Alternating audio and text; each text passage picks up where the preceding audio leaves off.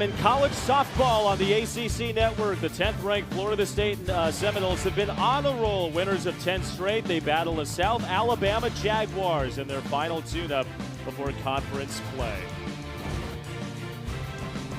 So glad you're with us with the former North Carolina standout Brittany McKinney. I'm Casey Roll. Happy you're hanging with us in T-Town. Florida State got off to a bit of a tough start in a really hard non-conference slate. South Alabama, meanwhile, they don't shy away from the big schools. What's the complexion you've noticed as conference play starts to ramp up? These teams have been challenged. They've been tested. They've gone against the best. And now they have one more test tonight to see what they are made of before conference play starts this weekend. National news was made about Florida State's freshman this year, but Issa Torres is back. Is she playing the best softball of her career right now? She is. She's not a freshman anymore, but she made an immediate impact the moment she stepped foot on this Florida State campus. The best leadoff, the best shortstop in the country. It is so hard to get Issa Torres out, and her joy is just infectious. The first-team All-American may be getting the Barry Bonds treatment if this run still keeps going, hitting .833 over the last week. 7 runs scored, 8 RBI, showing why she may be the best shortstop in the entire country. South Alabama, meanwhile, has also reloaded, but by way of the portal this season. Yeah, head coach Becky Clark-Hall went with the transfer portal to get some experience. She got 7 transfers, but 4 of those from the JUCO level that had experience in the World Series with the junior college. Speaking of some of those junior college transfers, let's take a look at the starting lineup for South Alabama head coach Becky Clark in her 20th year leading the Jags. Rayshanique Franco, one of those JUCO transfers. Made it all the way to the Junior College World Series last year at Odessa JC.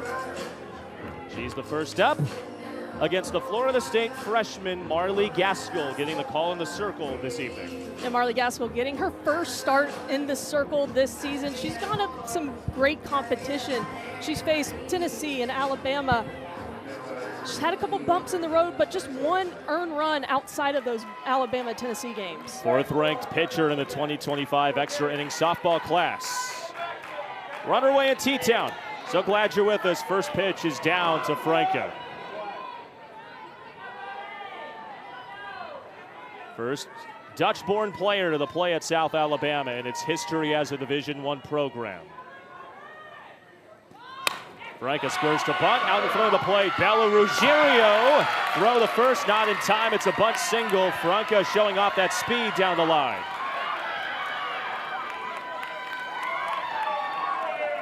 You mentioned it's her first start, Brittany. What's something that South Alabama can expect in the box? They can expect a lot of upspin on multiple pitches, but she's going to throw her changeup at any time and any count. So mixing that upspin and the off speed really keeps hitters off balance.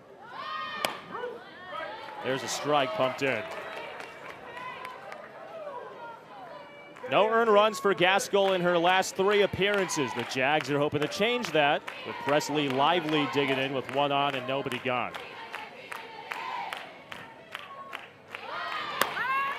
Takes up high. There's a ton of speed right now for South Alabama with Franco on first base and Lively at the plate.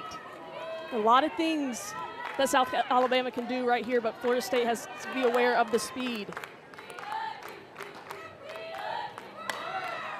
Punched high into the air. Ruggiero's got some room behind the plate. And the Florida State backstop is there, 1 gone in the first.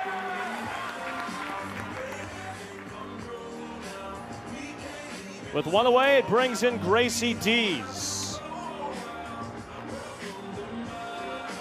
who's been really catching Becky Clark's eye as a freshman out of Saraland, Alabama. Team leader in hits and extra base hits. Attacks the first pitch out to left. That lands right in front of McKenna Sturgis. Couple quick hits for the Jags, operating early against Gaskell. I love how aggressive South Alabama has come out tonight. Franca and now Dees going after the first strike they see. Now batting number 28, Virginia Mombelli digs in, the cleanup hitter. First Italian-born player in South Alabama's history. Brittany, were you a fan of that swinging away first pitch, first inning at the plate? Yeah, because you can't strike out if you never get 2 strikes. So if you go out there aggressive and see the first pitch, especially at this level, and a pitcher like Gaskell who has all that junk, you got to get something early in the count. Montbelli tees off to right. Ashton Danley has enough room, makes the grab. Franca tags. Throw goes into second. It's a productive out that moves Franca to third.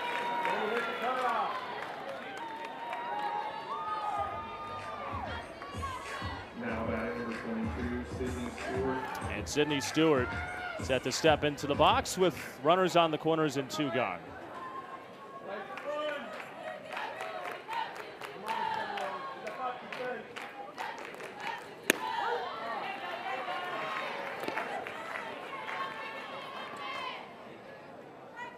.214 clip for Stewart this season. First year playing Division I softball.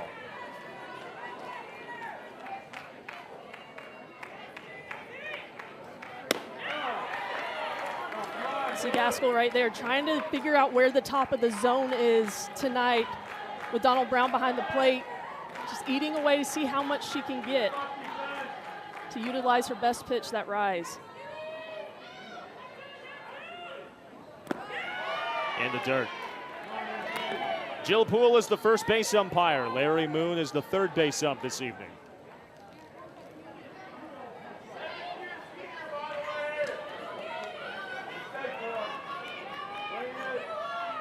Gaskell's 2-1. Sprayed foul behind us.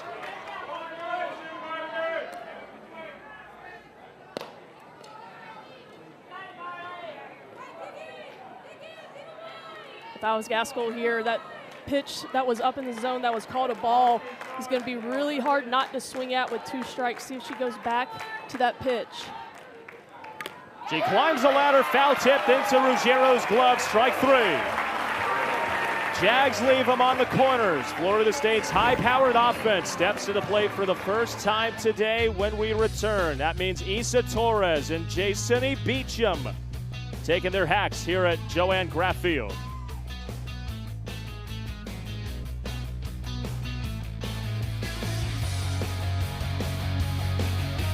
First, but left runners on the corners, and Florida State's high-powered offense steps to the plate for the first time this evening. 10 straight wins. They've averaged 9.5 runs per game in that span.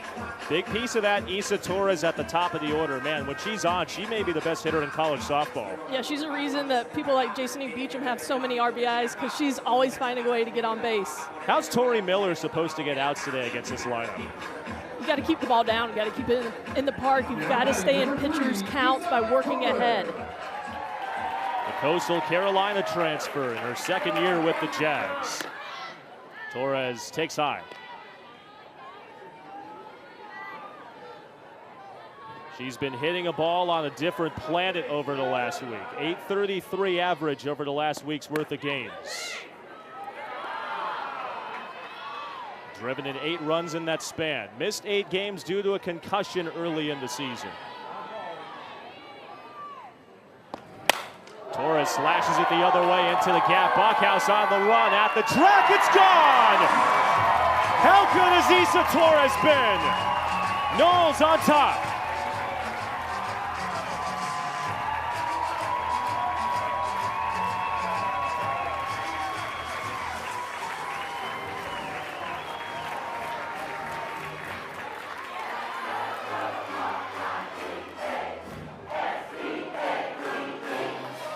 What a spark plug at the top of the lineup. Issa Torres not usually known for the power, but starting this game off with a no-doubter to left center field.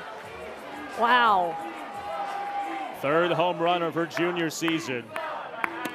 Speaking of power, here's Jasoni Beecham, the team leader in home runs. Has powered 4 out of the yard this year. Also leads the team in walks and runs driven in.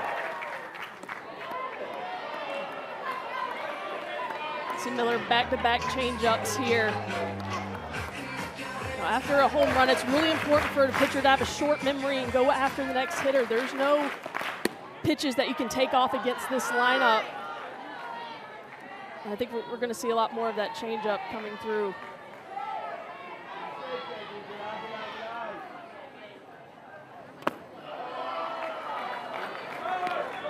3 balls and a strike to Beecham.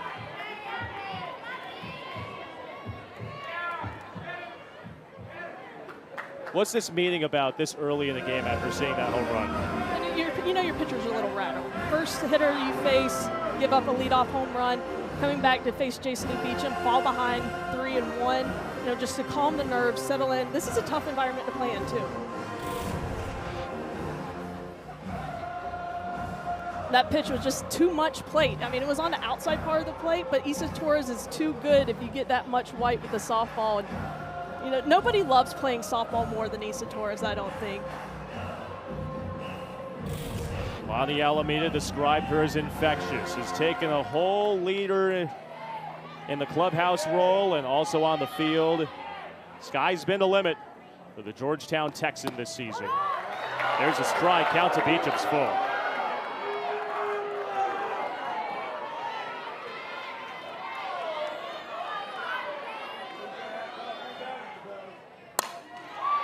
Hard liner to the short. There's Frankia making the play. Lots of shifting in the infield for South Alabama with a couple injuries, but Frankia was up to the task.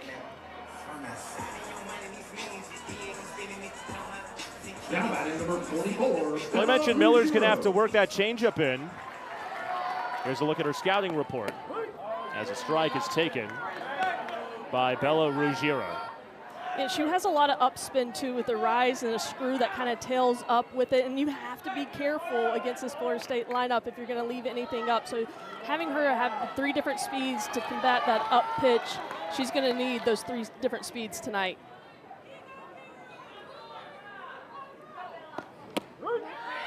Ruggiero's down 0-2. And you can see some frustration from Ruggiero right now. That first pitch that was called a strike, she was asking for time from the home plate umpire and was not granted it, and a strike was called on her. I think this is a smart move.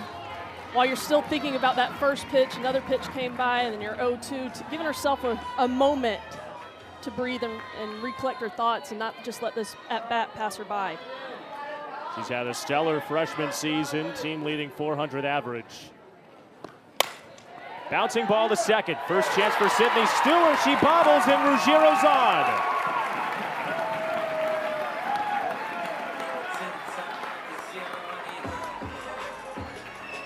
Sydney Stewart had the right idea on this high hopper to second base. She comes in charging hard and trying to get it on that short hop, but just kind of pauses and pulls up right before the ball gets there. If she continues moving through that ball forward, then she's more than likely going to field it cleanly. Ball on the ground by Kennedy Harp. That caught a big piece of Lily Stagner over at third. Everyone's safe. Now the attention shifts to Stagner, making she's okay over at the hot corner. We alluded to injuries in the open. Before first pitch today, it was told to us by members of the South Alabama Athletics Department that Olivia Brandstetter, the typical starting third baseman, is out today, so Stagner gets the call at third. And any ball off the bat of Kennedy Harp's going to come off hard, and this is just a tough hop. There's nothing she can do about that, and if you're not used to playing third base, it's already scary enough to begin with, and then just have a hop come up on you, on your neck, your throat area. I'm glad to see she's okay. Becky Clark came out of the dugout, made sure her third baseman was good to go. But just like what South Alabama was able to do early in the top of the first, Florida State's able to do here. Get some early traffic on base with Ashton Danley in at the box. They do call that a single for Harp a moment ago.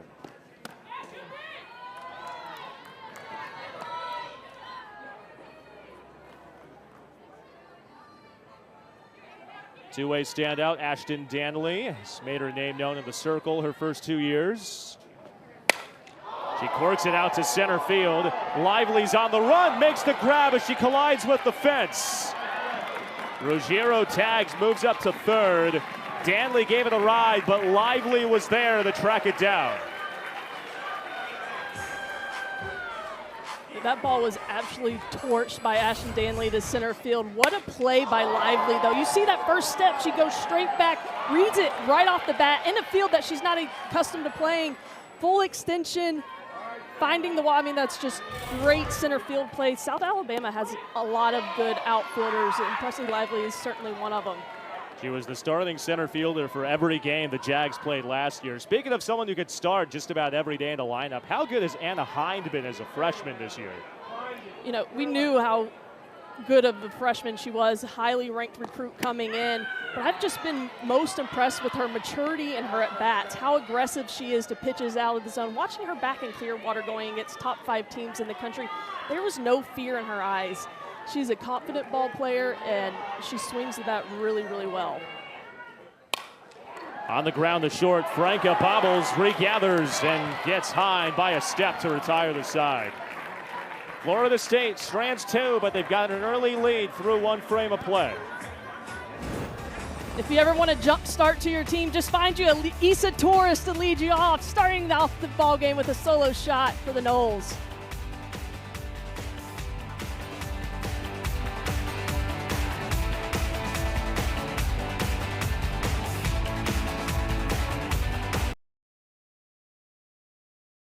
The Noles were able to spend this last summer in Europe. I think their summer plans were cooler than yours. Trips to London, trip to Paris. Maybe they had a chance to solve the Louvre mystery while they were there this last summer. You and I were just talking. You never got a chance to go to Europe over your times playing at UNC. I mean, that's got to be pretty envious, right? Oh, absolutely. I think there's going to be a lot of players calling their head coaches up and be like, hey, I saw Florida State go to London. Where are we going, coach? Lily Stagner flies the first pitch to first. There's Angeli Bueno who makes the play. But there's certainly more to that trip than just taking your team on an exciting vacation. They did a little bit of softball, put on some kids camps, but it was about building relationships with the 9 freshmen. Edie Gavin takes up high, her first at-bat of the day. Sophomore right fielder out of Fairhope, Alabama. Was one of those JUCO transfers we alluded to earlier in her first year playing with the Jags. Rocketed over third and into left. Gavin's aboard with her 11th hit of the year. It's South Alabama's 3rd of the evening. South Alabama continuing to be aggressive here in the 2nd inning. This pitch, first strike she sees, gets her barrel out so quickly to be able to get out in front of that pitch, keeps it fair. Solid swing by Gavin. First pitch to Kara Wine in there for a strike. Doing some duties behind the plate this evening. Freshman from just up the road in Cantonment, Florida. 269 average, has left the yard this season. Stings it out toward left center field. That ball splits the gap and rolls all the way to the wall. Sturgis digs it out around third, coming home. Throw to the plate is in time for the out. Gavin's gunned down on the relay throw home. Torres doing damage at the plate, keeping the lead alive in the field. Textbook cut and relay here. Issa Torres gets the ball, quick exchange. Ruggiero with the tag, gets her on the heel. And I'm not sure if Gavin touched home plate here. Ruggiero staying with the tag. Watch, she comes up, I think, just a little short. Unless that toe's there. But that relay, that was textbook. Getting the ball in with the speed of Gavin. I didn't think, when that ball was off the bat, I didn't think there was any chance they'd have a close play at the plate, because there's no doubt that ball was hitting the grass and making it to the wall. Looks like South Alabama wants to take another look at this one. Fans, it's time for a sun stop. Becky Clark wanting the officiating crew to take a look as we get one more look at that play at the plate.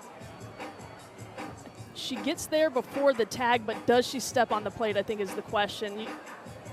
I think initially there was a gap, but as that foot slides, that toe just squeaked on.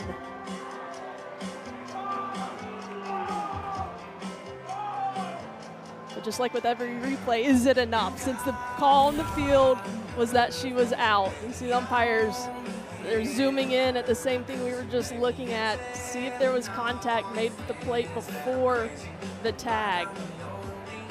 You hear the term all the time in football, irrefutable, undisputable evidence. Was there enough on that glance to overturn the call? Everyone's getting a look at it right now on the big board here at Joanne Graff Field. I think they had the same reactions we did. Saw the gap, started cheering, and then that toe just kind of slides in. Again, for this play to be this close with where that ball was hitting this ballpark, just incredible defense. Fundamentals, that is something Florida State does so well.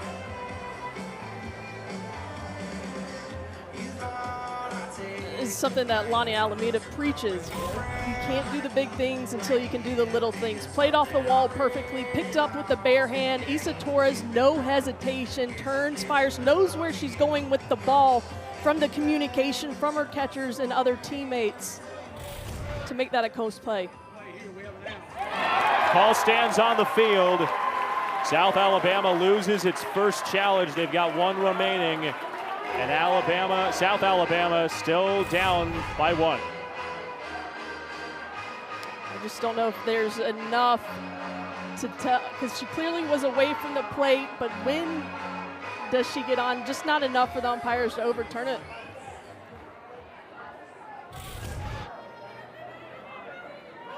The innings extended with 2 outs and a runner at second base for the 9-hitter Brooklyn Bachhaus.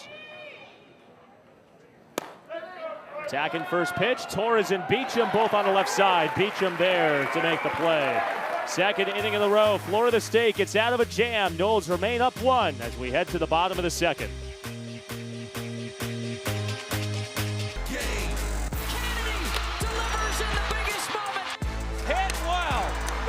Delivers the dagger. We got one of the best players in the country.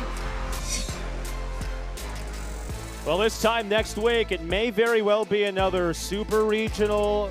I don't want to say rematch because, I mean, last year's rematch was awesome, but maybe even a preview of what a Women's College World Series may be. That's one of the many key matchups here in March with ACC play opening. How about those Virginia Tech Hokies, winners of 14 straight, going into Duke this week?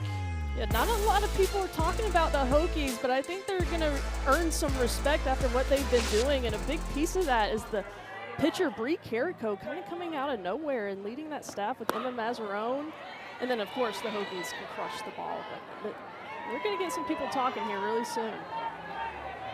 Speaking of getting some folks talking, here's Marin Heller, one of the 9 freshmen brought in by Lonnie Alameda in this year's freshman class for the Noles.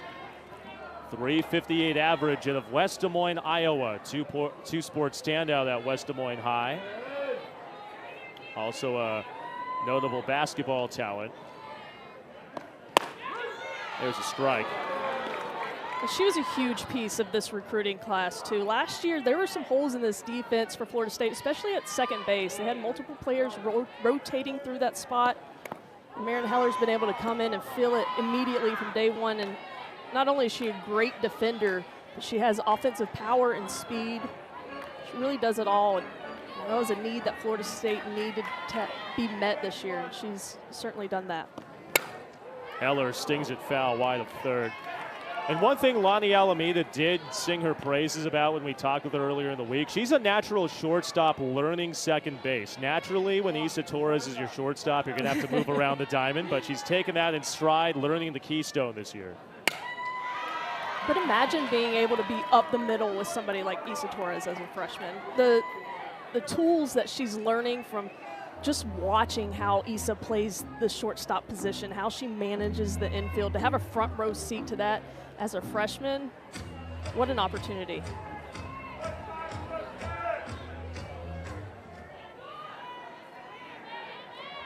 Two-two. This is a great at bat. Tori Miller's trying to beat her on the inside part of the plate. Heller's able to pull it foul. These wasted away, still getting a bat on it, battling with 2 strikes. 8th pitch to Heller is skied on the infield. Franca, the shortstop, makes her second play in the field to start at the bottom of the second.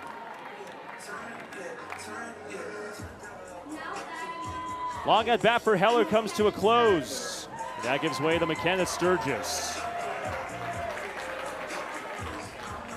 Speaking of freshmen, kid from Tampa, just down the road from here. You know, I think she surprised some people. She filled in for center field with Kennedy Hart being out early in the season. Swings away to left. There's Brooklyn Bachhaus, 2 out. And she's just kept her spot in the lineup since Kennedy Hart has been back, just because of the performance and production she's had.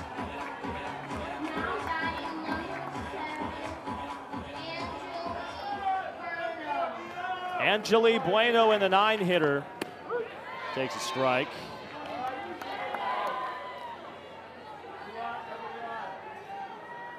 Junior first baseman.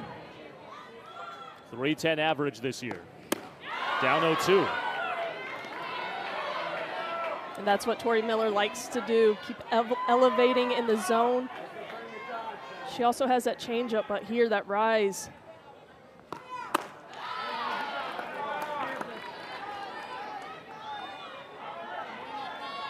And showing some good discipline there by Bueno, learned from the previous swing and miss. See if Tori Miller tries to change speeds here. She does, misses down.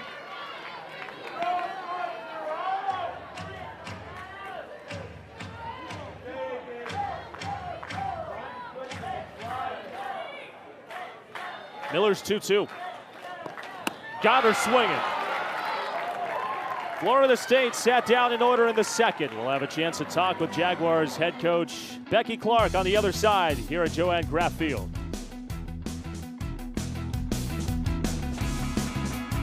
As we play into the top of the third, Jaguars head coach Becky Clark is with us. Coach, you've had some really good looks offensively through 2 innings. What have you noticed? Yeah, we got to finish the inning.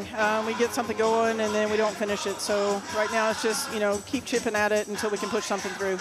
Coach, aside from 1 pitch to Isa Torres, Tori Miller has really settled in the circle. What do you like from her tonight? Yeah, she's pounding the zone, just competing. That's the biggest thing. I mean, tonight we came in, just compete, go play hard, go compete. Let's see what happens. Thank you, Coach. Yep, thank you. Becky Clark in her 20th year leading the Jags, only head coach in the program's Division I history. Has been making a lot of waves this year with acquisitions out of the portal. One of those acquisitions is Rayshonate Franca, the Dutch-born shortstop. Singled her first time.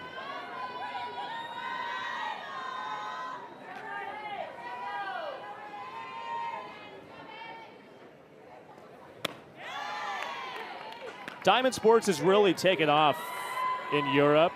Netherlands, naturally, plays for the Dutch national team. Had some opportunities growing up through the Dutch softball program. Her brother plays for the Dutch junior national baseball team. World Baseball Classic ongoing. Had an opportunity in Miami this last week of play. It's that time of year where both baseball and softball are taking over the national headlines. 2-2 on a hard pitch from Marley Gaskell in her 3rd inning of work.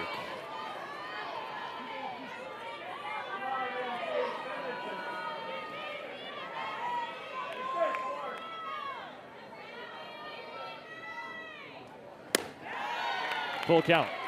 That's a good discipline right there. Gaskell slowed that pitch down a little bit from the previous pitch. Franca's staying so balanced in the box. Flips it the other way, left center. Harp is on the run to the wall, and 1 hops the base of the fence. Franca's in the second. 2 at-bats, 2 hits. South Alabama threatening for the 3rd inning in a row. How dynamic is Rayshonate Franca? I mean, her first at bat, she bunts for a hit to get on, and then this time showing off the power, 3-2 count, left center gap, I talked about her balance. You could see her balance on the pitches she was taking there. Stays grounded in her legs, just goes with the pitch. And you're looking for a spark plug, a leadoff double will do that. Well, speaking of pitching, Lonnie Alameda is going to an early pitching change. Gaskell's day comes to a close. Back in a moment here at Joan Graff Field.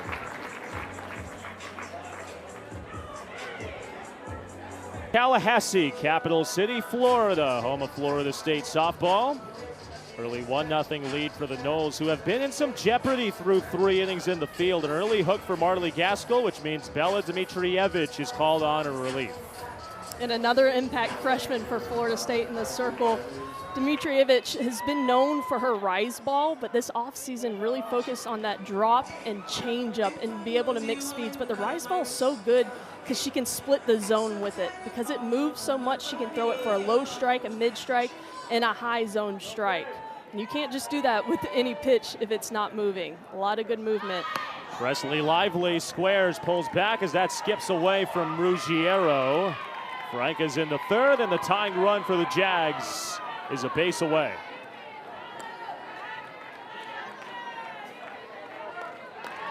We just heard Coach Clark talk about how they need to finish an inning. They've had multiple opportunities this game, just not able to finish. Now with the runner on third base, 90 feet away, 60 feet away with no outs. So many ways to score from third base here.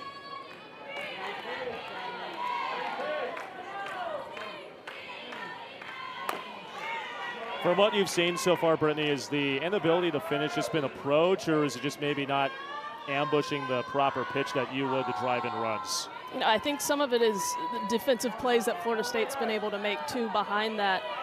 They've been squaring up balls. And right now their defense is having to be pulled in to respect the speed of Presley Lively in the box and the speed of Franca at third base. So anything on the ground with that kind of speed that she's more than likely going to read down angle and try and take the plate. But Florida State can't hesitate or Lively will be standing on first base.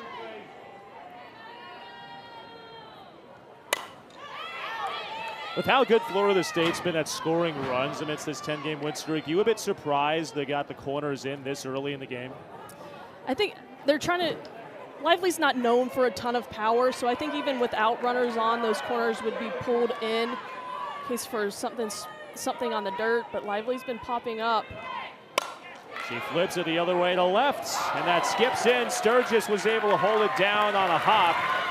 It's an RBI single, and the Jags finally come through against the Noles to level it up at 1 apiece. You know, you love when you can see hitters make adjustments mid-at-bat. Her first at-bat, she had runner in scoring position, pops one up, continues to pop up foul balls. Here she makes a concerted effort to try and get on top of this pitch and drives it out to left field for an RBI. Tie this game up at 1. Gracie Dees waves and misses. Second at bat for the freshman. Singled her first time in the opening inning. Down 0-2.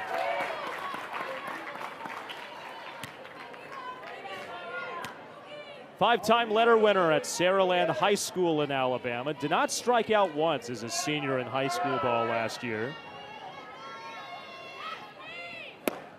Oh, there's a strikeout there. Dimitrievich with a little freshman on freshman prime for the first out of the third. And that's when Dimitrievich is at her best, when she can get ahead 0-2 and then go to her best pitch out of the zone, which is that rise ball. Gets a lot of plate, but there's so much vertical movement on the pitch. You only have to miss the barrel, and she does it there for the first strikeout and out of the inning. Virginia Mombelli waves and misses. With a big hitter like Mombelli and the power she has, we saw her hit one pretty deep to right field her first at bat. If you're going to go up in the zone, you got to go up in on the hands. Great spot to start off the at bat. And until South Alabama can show some discipline on that rise ball, that is Dimitrievich's best pitch, and I would stay there.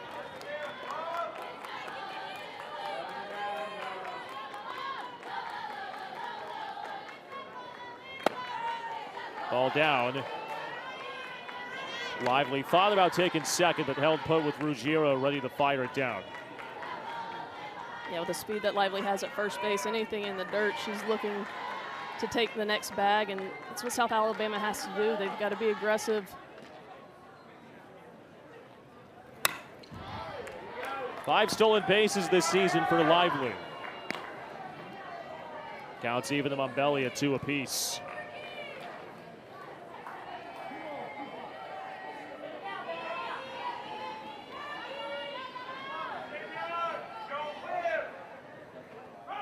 Two outside. There she goes. Throw to second is late. Make it 6 stolen bags for Lively, and the Jags have the possible go-ahead run in scoring position. Yeah, I love the decision to go here, especially with the power that Mombelli has at the plate, but comes in easily. Just looks like it didn't come out of the hand of Ruggiero behind the plate cleanly, but now a runner in scoring position with one of your top power hitters up.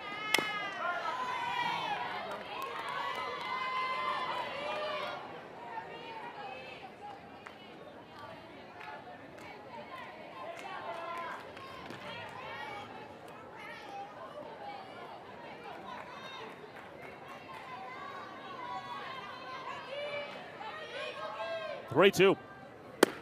Outside. Mombelli's aboard. That's a great at-bat by Mombelli. Got fooled on the rise ball the first pitch, showed discipline, didn't chase out of the zone, made Dimitrievich go with her other secondary pitches that sometimes aren't as sharp as that rise ball is, forces the walk. Her second walk of the season. Sets the table for Sydney Stewart. Takes a strike. Struck out in the first inning against Gaskell. 9 hits and 7 runs driven in amidst her graduate student year. 0-2.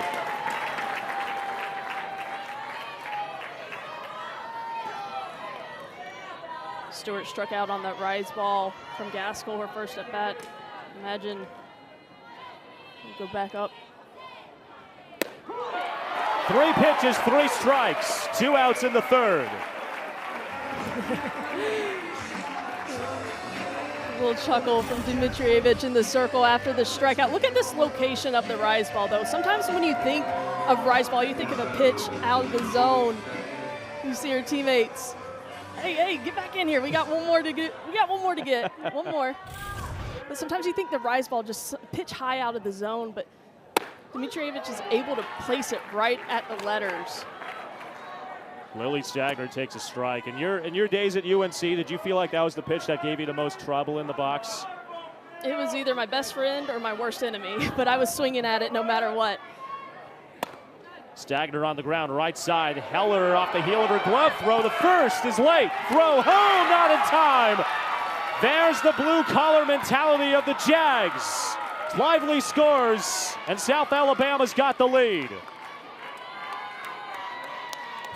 How about the aggressive heads-up base running by Presley Lively? This looks like a routine ground ball to second base, but she does not hesitate one bit coming around to third base to score. It's those little things that you don't see in a scorebook that make a big difference. 2 outs, not stopping.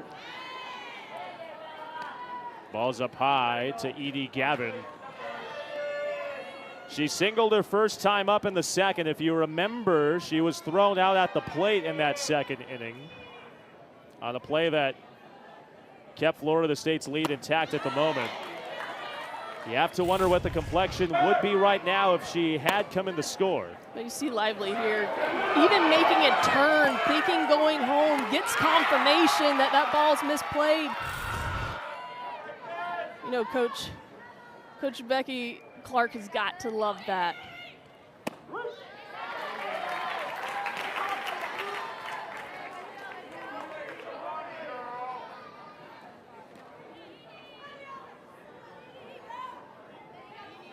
Mombelli at second and Stagner at first. 2-1, Court's foul back to the screen.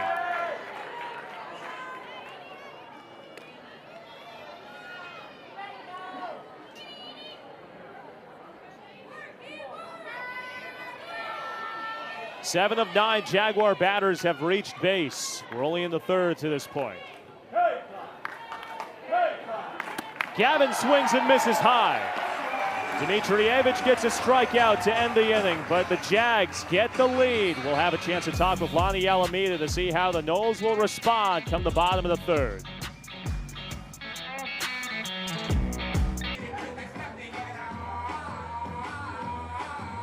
Back at Joanne Graff Field here at Florida State University. The Noles got the first run. The Jaguars of South Alabama have scored the last two. Florida State head coach Lonnie Alameda joins us here at the Graff. Coach made a pitching change midway through that top of the third. What was the decision-making process behind giving Gaskell an early night?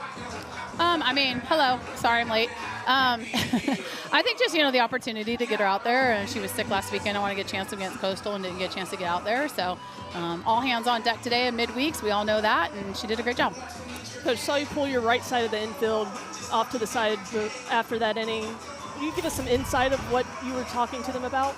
Well, we just have, a freshman, Marin Heller, who's outstanding, and I absolutely love her. And we just got to learn our pitchers and kind of what we're pitching to at that point. And so, just like shoring up to make sure that I know what I'm trying to do. Are you on the same page with me? And, just teaching the game as we go along. So you know that, Britt, huh? Oh, yeah. I just want to learn from you. That's why I asked. Yeah. Thank you, Coach. Appreciate the time. Yeah, no problem. Enjoy. We're on to the home half of the third here at Joanne Graff Field. The Noles are down one. Girl at the plate who gave them their lone run. Isa Torres is in the box, and she lays down a bunt. That rolls foul down the line. It's almost not fair.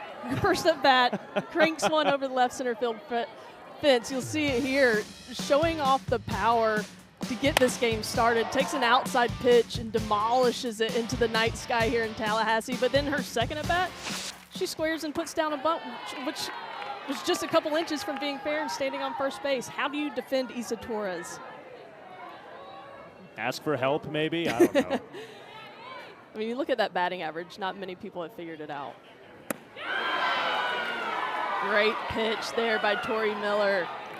Pulling the string on Isa Torres. She had her buckled. Torres did not recognize this pitch once, and that late break, too. Torres lunges for it, punches it up the middle for a knock. Home run in the first, single in the third.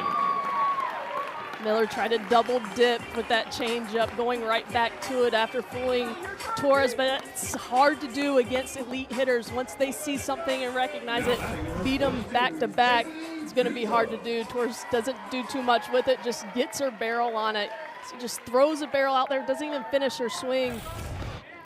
Finds her way on base once again. Jason E. Beecham takes it side.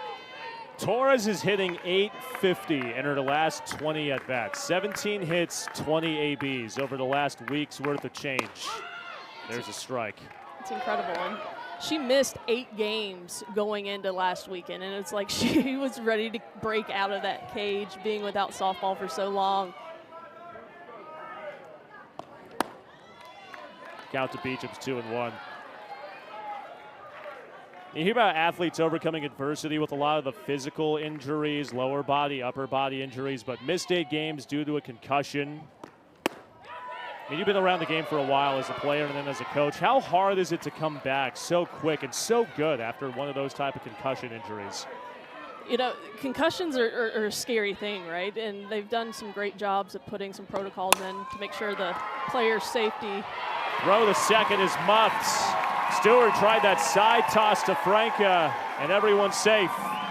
And we saw South Alabama use their speed to get to Florida State here.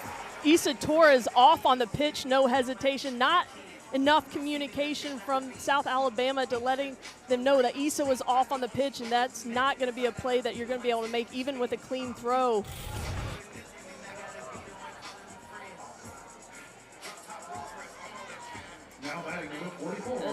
Isa Torres, we mentioned, coming back from that concussion, but the protocols that are put in place are definitely there to benefit the wellness and safety of athletes, but any injury.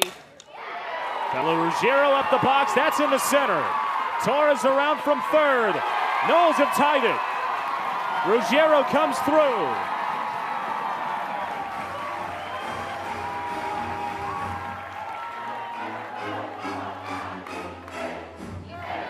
I always find it interesting with elite teams, see how they make adjustments second time through the batting order. This time, second time through, 3 balls barreled up back-to-back. Issa Torres puts those wheels on, comes around to score, ties this game up, and there's still no outs on the board.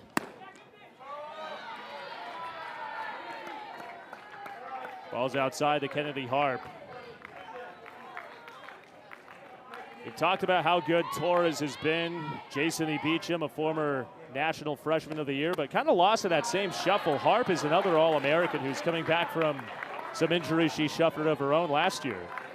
A knee injury late in the season last year, was slowly implementing back into the lineup, and this past weekend was the first time Florida State's been at their full. There goes Beecham, double steal, everyone's safe. That's just high IQ base running. Base running is one of those skills that gets overlooked, and we've already seen it with South Alabama, and now here Jason E. Beecham reads this off-speed pitch, reads that it's in the dirt, takes third base, now puts 2 runners in scoring position.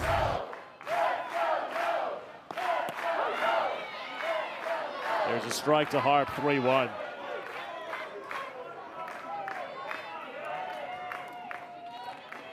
South Alabama took its first lead of the game at the top of the third. Florida State has answered in the bottom of the inning. Full count to Harp. That's a great pitch. Working the outside part of the plate, good movement. Cannot catch too much of the plate with a hitter like Kennedy Harp up with runners in scoring position. Payoff pitch. Harp flies it the other way, right field. Gavin's back at the wall. It's gone! A Harp homer has given the Noles the lead.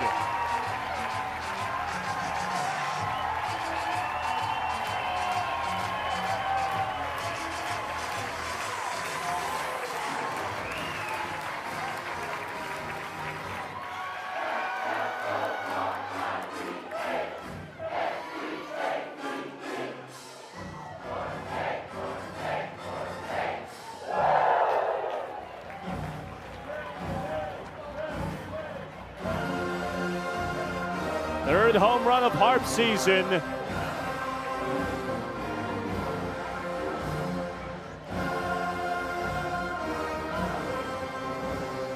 And just like that, the Noles have responded by regaining the lead.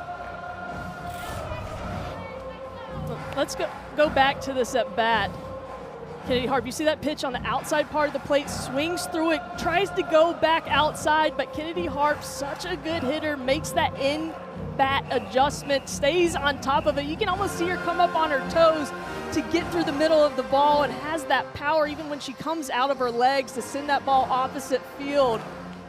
And seeing this lineup for the first time this past weekend at full strength with Kennedy Harp back and Issa Torres back, this is a dangerous offense.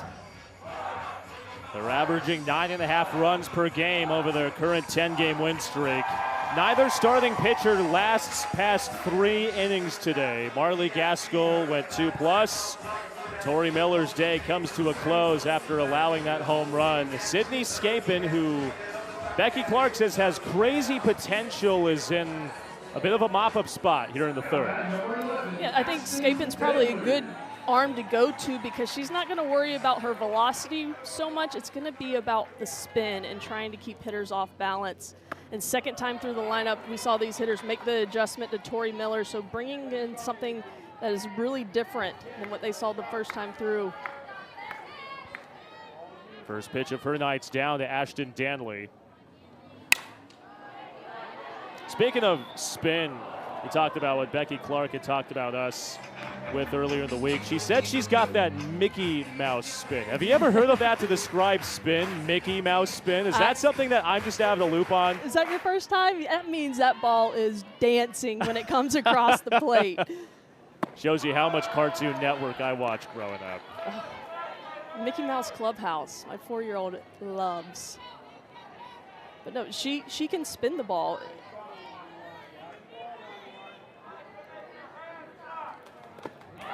2-2 to Danley. And we saw it right there. I mean, Ashton Danley, an athletic, experienced hitter, absolutely fooled on that pitch down in the zone. Do not see that happen often.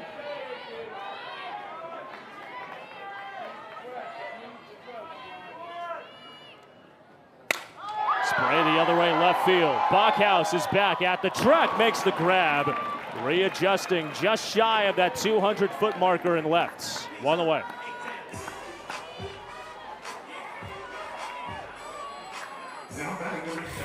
We mentioned South Alabama has some good outfielders. This will go down as a routine flyout, but that ball was really tailing back over the shoulder of Bachhaus. She stays with it to get the first out of the inning.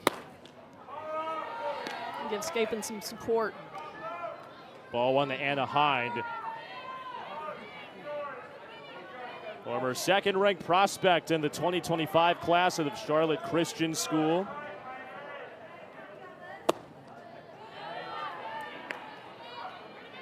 Charlotte Christian, very well represented as part of our broadcast here this evening. Our producer Tom Schofield's son goes to Charlotte Christian School.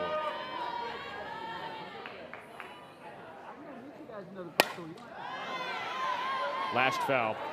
Also, by the way, if you have a Rolodex of famous celebrities who are Charlotte Christian affiliated / alums, I mean, you throw out the Steph Currys, the Greg Olsons. Greg Olson, the #1 color commentator for Fox. His kids go there. So some pretty good athletes coming out of there, huh? Slow roller to second. There's Stewart, 2 down. Greg Olson's part of the coaching staff of the middle school football team. Can you imagine being a middle schooler at Charlotte Christian and seeing Luke Kuechly and Greg Olson as your coaches? Jonathan Stewart's also on that coaching staff. No, I just imagine these young kids looking over to the sideline and Luke Kuechly getting that look he gets when he plays linebacker, staring at them, putting him into coverages. Wave and a miss from Marin Heller. Speaking of the ACC, former ACC standout Luke Kuechly at Boston College back in the day. Greg Olson, Miami. That's right. Tough run for Miami this year to the college football playoff. I wonder who they lost to, by the way. I don't even want to entertain this. Indiana grad. I gave you your props. You did a good job. But you know who's doing a good job is Scapin in the circle. That's really right. Coming in, getting 2 quick outs, now 1-2.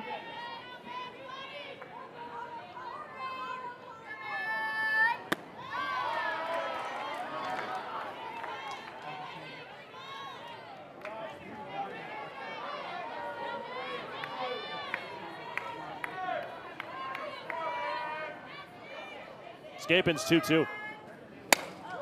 In the air, shallow left. Bachhaus is there. Much more routine than twisting and contorting in lefts. But Florida State once again leaves the yard to take the lead through 3. Kennedy Hart back in the lineup, and they have missed her power immensely, showing it off here to extend Florida State's lead. And the big hugs at home plate. So much love on this team.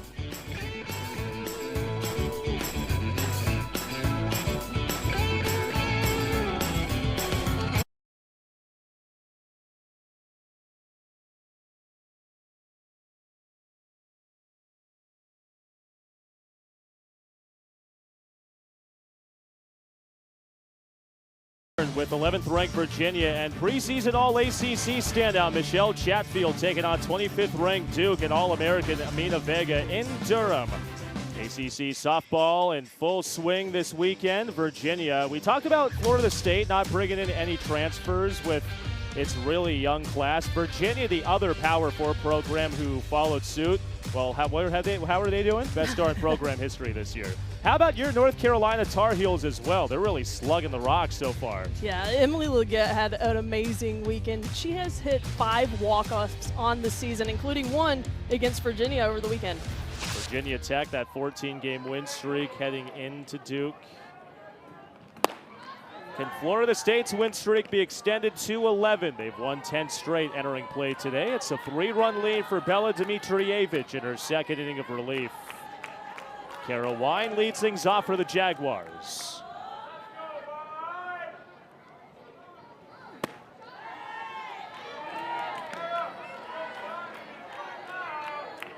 ACC well represented this last week. Emily Leggett, National Player of the Week. Issa Torres, ACC Player of the Week. I mean, I get the idea behind the, I get it, 2 players getting recognized nationally with, I mean, can't you do like a co-National Player of the Week with the week both Torres and Leggett had? There has been multiple co-players of the week, and I'm not sure why they skipped on that one. Ball in tight to Wine. She's in the driver's seat. You know, it's almost like Dimitrievich in the circles being a little too careful and falling behind, missing spots.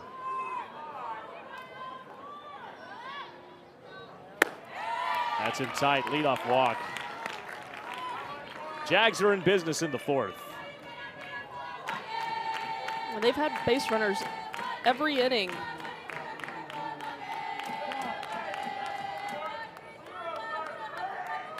Definitely had their fair share of opportunities. Becky Clark bringing out her lineup card. Gracie McDonald is running over at first base for Wine with college softball re-entry rules.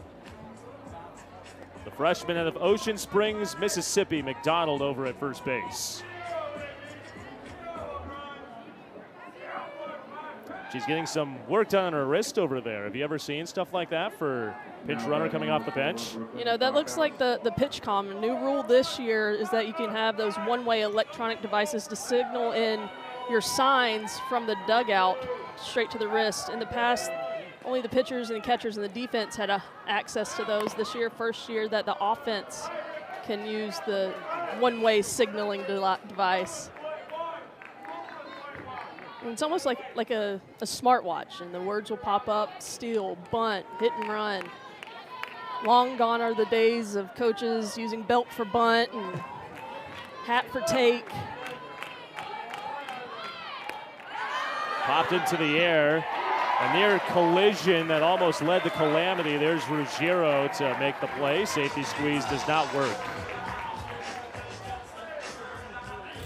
Coach Clark trying to move runners up, going with the bunt. Hard to bunt off of Dimitrievich because she has that up spin. You see the barrel come around out in front, but just does not make that concerted effort to get on top, especially when you know that is a pitcher's go-to pitch. It's hard to bunt off of, but you've got to know that you've got to drive that ball into the ground. Brittany, you left North Carolina as the all-time leader in home runs for the Heels. Did you ever get asked to lay down a sack back in your day at Chapel Hill? Let me tell you what, I was a great bunter, and I took a lot of pride in bunting.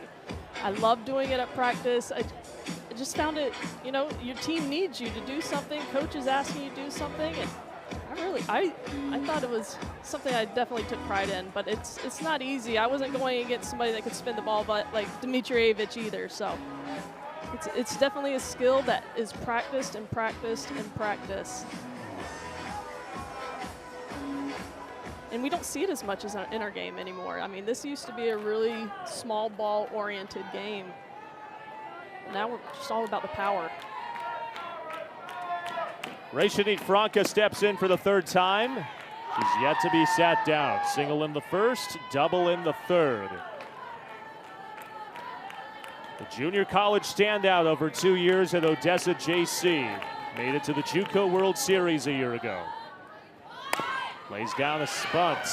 Third base, Beecham charges, no plays on. There's the speed of Franca, laying it down in front of the plate.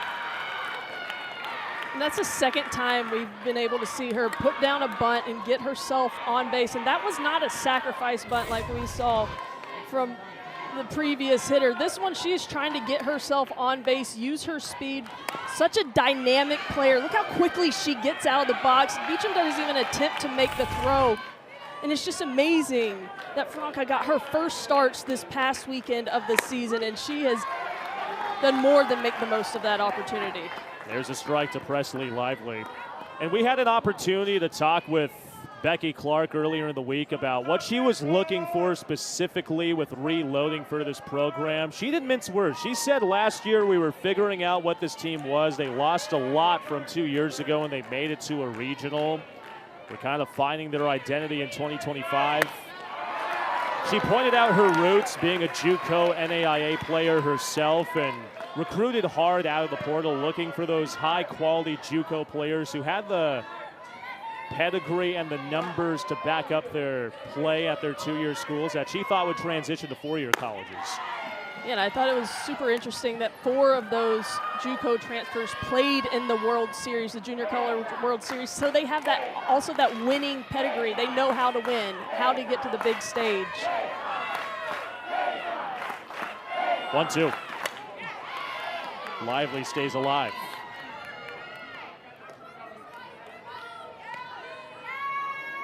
Do you feel like the level of junior college transfers to Division I schools has improved since your playing days?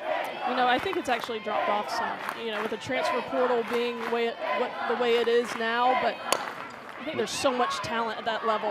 Torres, speaking of talent, excellent play to get to the ball, but Lively hustling down the line to load the bases.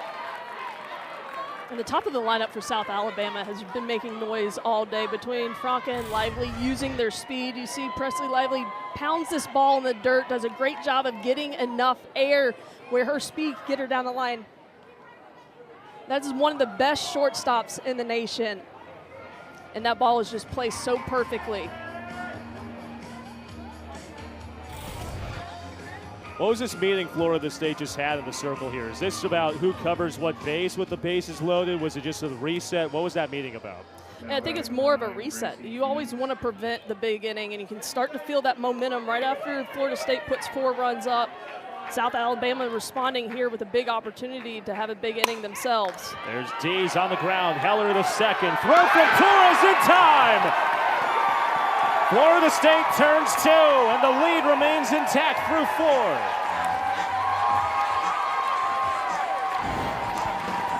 You know, offense isn't the only thing that creates momentum. Defense, too. Bases loaded jam. How about a 4-6-3 double play to get out of it? Defense picking up Dimitrievich in the circle, and she's loving it.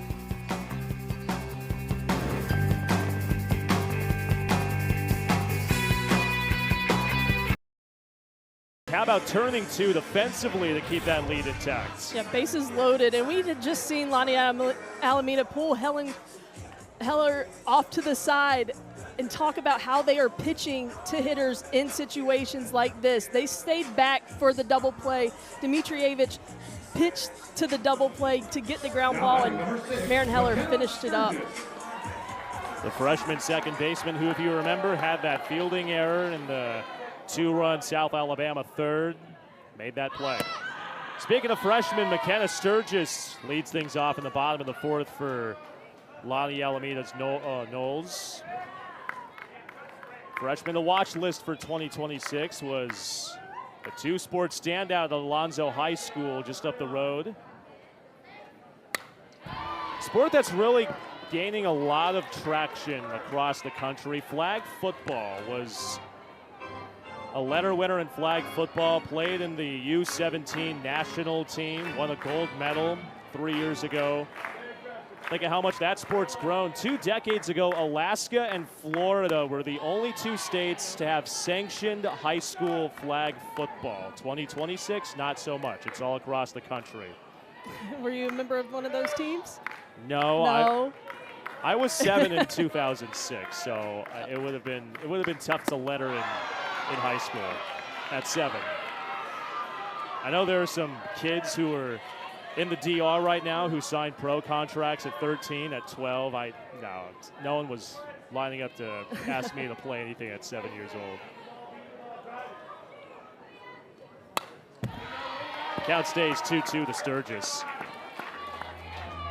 2028 Olympics in Los Angeles are coming up in a couple years. I'm really hoping they let NFL players play in the Olympics for flag football. Can you imagine that? Yeah, I can. It'd be like the dream team all over again. But I'm also kind of torn about the flag football players that have been committed to flag football. I don't know. Sturgis stings it the other way, right center. Gavin's on the run, lays out and makes the grab. Sturgis sat down to begin the 4th.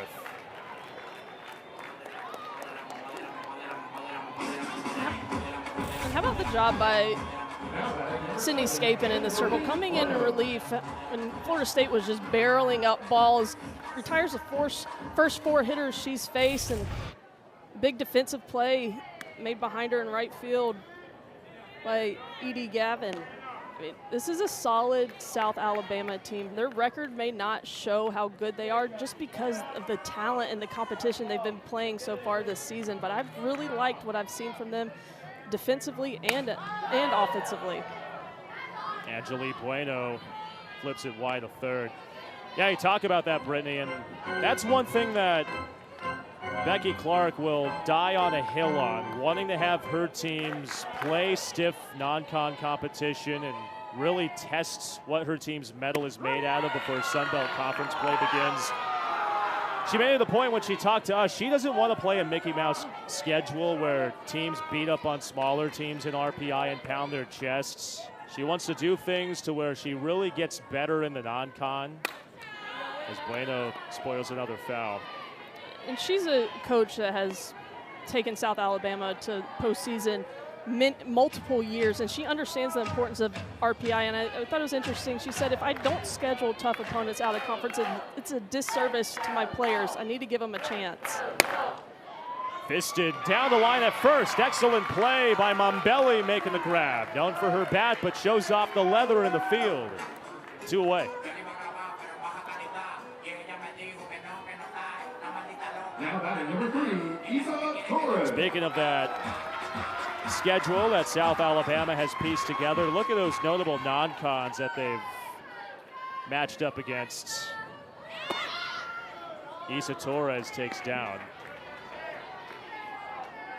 We kind of joked around with Becky Clark. South Alabama is almost an honorary member of the SEC with the non-cons they've matched up against. And they still have Alabama and Auburn coming up on their schedule. But their conference, you know, the Sun Belt is a really tough conference. RPI-wise, they're the best mid-major conference in the country. They're going to be challenged all year long, but they can't say that they weren't tested and ready for the moment. Isa Torres clubs it behind us foul. 2 for 2 day for the 2-time All-American. A home run to lead off the first, a single her last time. Her 12th multi-hit game of the year, 18th of her career in Florida State.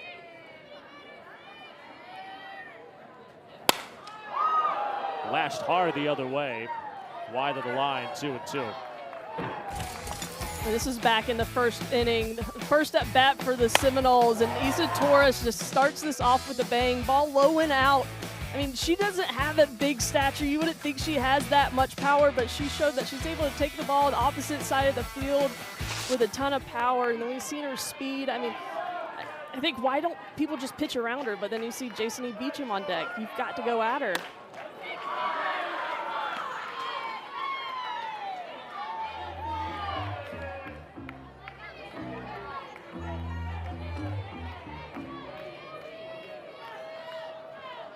Payoff pitch from Scapin.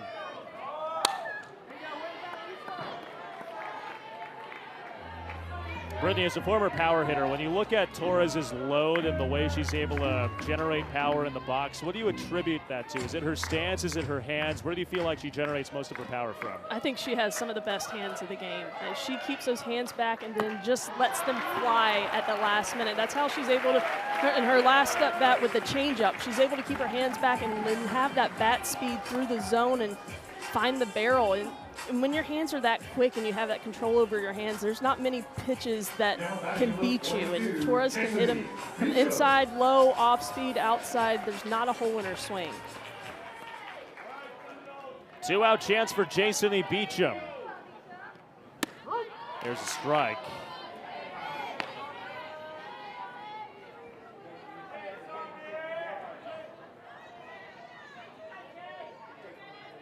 Oh for 2 this evening.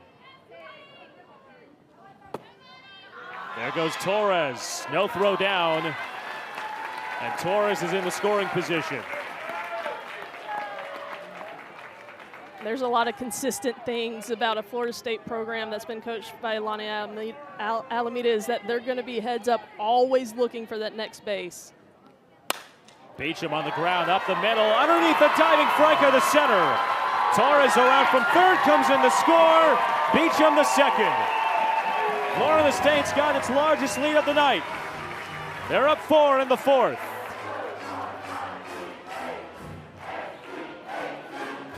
Jason E. Beecham has been hitting the ball hard all night long, but just right at hitters. But this ball finds a way through. Then Torres, the previous pitch, takes second base on a ball in the dirt, puts her in her position to score on anything to the grass, and her speed comes around, and she touches home plate once again for the Noles. Wild pitch, almost got away from Wine. Excellent job back there from the backstop. And now time's called to go out, chat things up with escaping.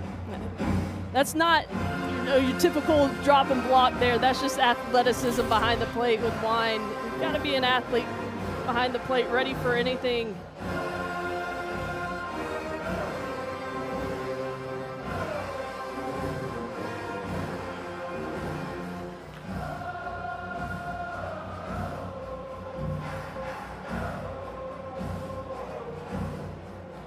Got the chance in full gear here at Joan Graff Field. If you're just now joining us, Florida State jumped out to an early 1-0 lead. Issa Torres led off the first with a home run. South Alabama answered with 2 in the top of the third. It's been all Noles since, 4 in the bottom of that third inning, and then 1 so far in an ongoing last of the fourth. Threatening for more with Bella Ruggiero at the plate and Beecham at second.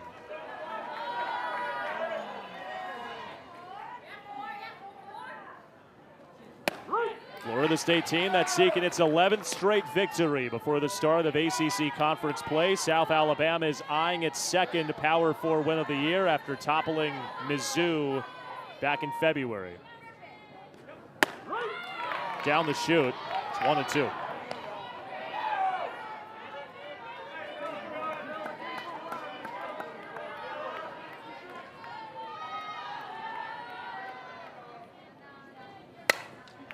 In the air the other way to left. Bachhaus makes the grab to retire the side, but the Noles add on to their lead. They're up 4 through 4. Over halfway through here at Joan Graff Field.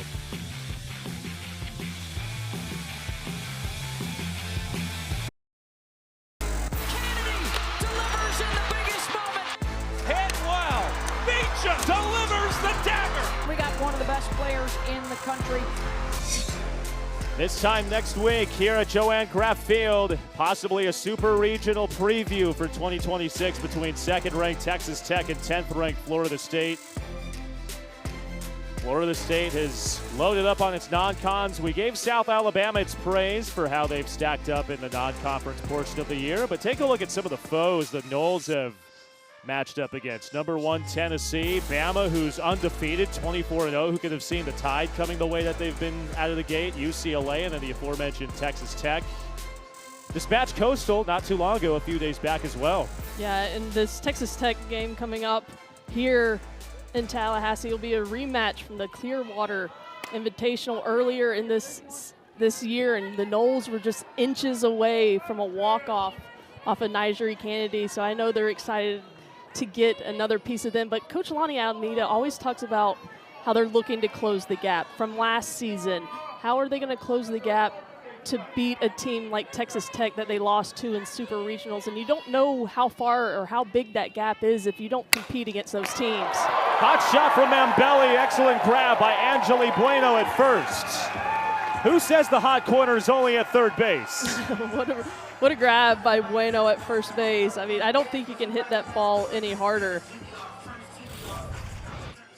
I mean, right off the bat, has to reach up for it, no hesitation. A little smile there, too, because she knows that one stings just a little bit. I like playing behind the hitters. I didn't want balls coming at me like that.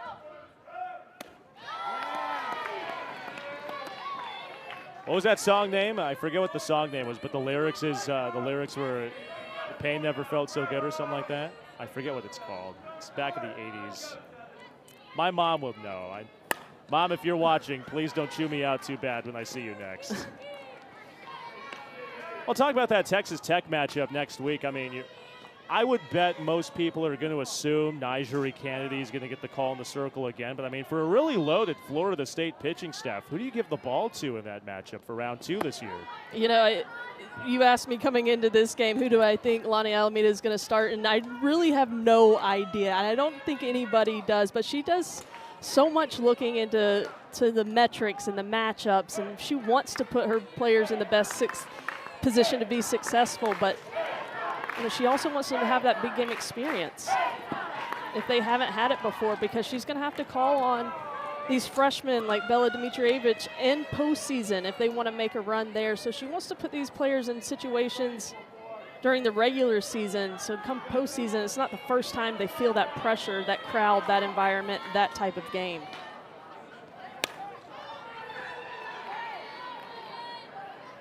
Speaking of Dimitrievich in those freshman arms, came on for Marley Gaskell. 2 1/3 innings for Dimitrievich out of the pen. What have you noticed from her in the time she's been in the circle today? She's definitely settled in as of late. Early in her appearance, missing out of the zone, pitches not going the right side of the plate. But right there, just absolutely drills it inside corner. I feel like she's gotten sharper and stronger the longer she's stayed out there. Here comes inside, arm side pitch. You can see that tailing into the batter. Starts over the corner and then gets even closer. It's just a difficult pitch, even if you're able to make contact. Difficult to keep fair. There's a lot of upside to Bella Dimitrievich in the circle. Sydney Stewart down on strikes. 4th strikeout for Dimitrievich.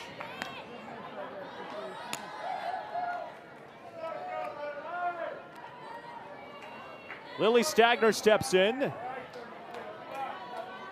Working on a 1-for-2 day this evening. Couldn't hold up, 1-1. And I think her rise, which is her bread and butter, her best pitch coming in, is only going to be better when she can develop those pitches down in the zone, the drop ball, the changeup, and then get hitters' eyes level change and then go with that rise ball. You talk about possible arms to match up against Tech. I mean, Bella Dimitrievich, if you want a bit of a scouting report, 3 scoreless innings against Tech in St. Pete. Yeah, talk about getting thrown into the fire early in your career. That was just the 2nd week of her college career going against Texas Tech's all-star team. That game it did not disappoint. It came down to the last bat, deep fly ball left field, just inches from clearing on a walk-off for Florida State.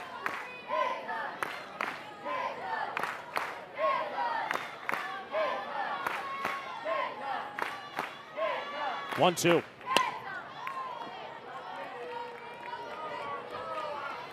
And that pitch, good height down in the zone, just too much plate for a 1-2 pitch. And as a freshman, these are going to be learning moments for her, that you cannot get a whole ball on the plate when you're ahead. But this experience she gets is invaluable that many freshmen do not get the opportunity to have.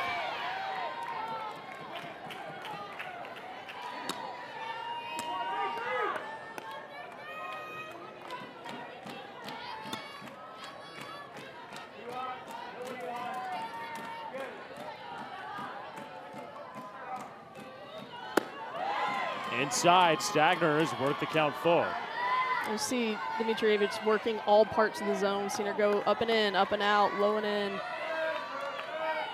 But just not close enough to be a competitive pitch to make these South Alabama hitters bite. Foul tip into the mid, strike 3. 5th strikeout for Dimitrievich, ends 5 in the books.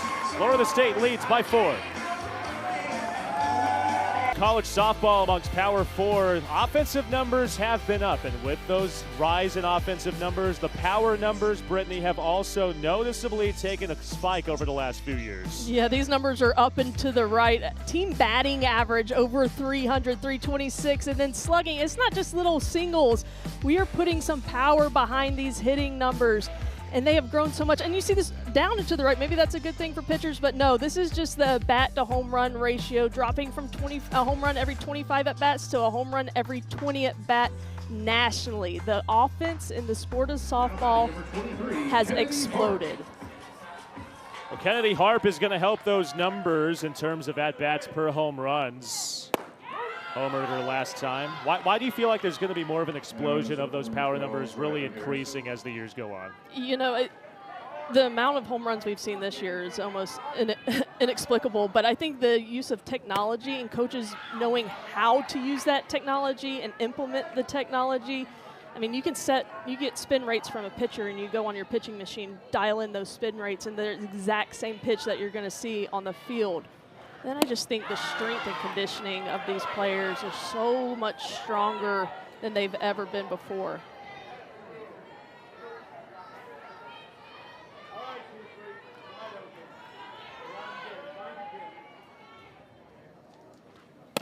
That's outside the Harp, 2-2.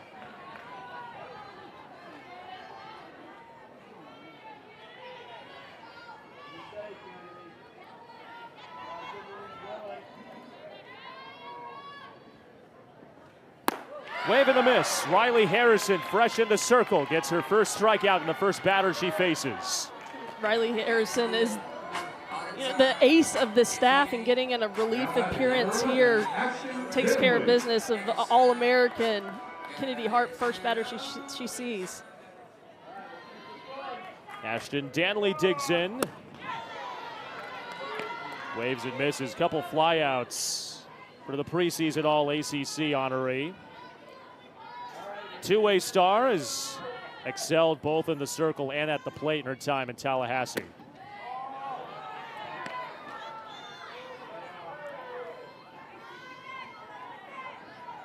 There have been a lot of stories on this Florida State team about overcoming certain things. We talked earlier about Kennedy Harp overcoming the injury she sustained last year. Danley bounces it to short. Couple room service hops for Franca. Close play over at first is in plenty of time to record the out. But for Danley, coming out of high school, couple surgeries on her ACL, MCL, and meniscus. That's like the ultimate trifecta of poor luck kid coming out of high school and overcame those injuries. Definitely gave a lot of credit to her parents and her friends getting her through that time. And Florida State, she's paid dividends playing both ends for Lonnie Alameda. Anaheim takes a strike.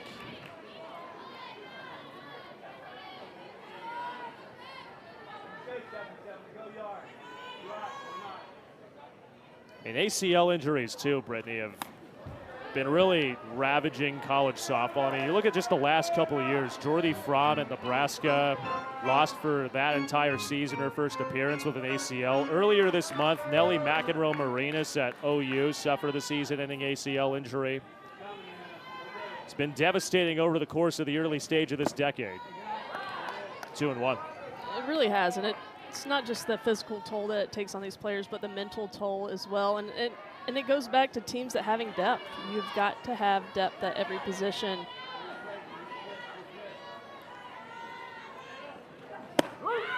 Hine takes a strike.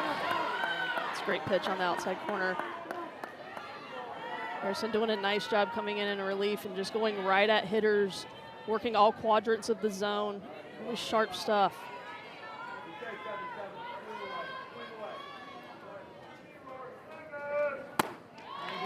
Counts full. If Hine reaches, Marin Heller would be next to hit.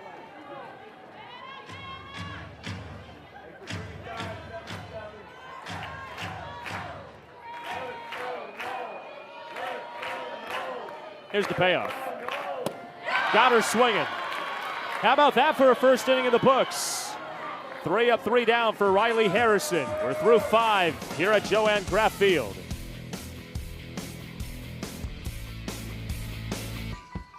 Lots of early season things to talk about in college softball. Texas looking to go back-to-back after winning its first Women's College World Series last year. Went down to the wire in a Lone Star State showdown against Texas Tech. Tech reloaded in the offseason. More on that in a bit. Pitching may very well be the storyline as to who reigns supreme in Oklahoma this year. Jordy Fromm, Carlin Pickens, among others, with Nigeri Kennedy.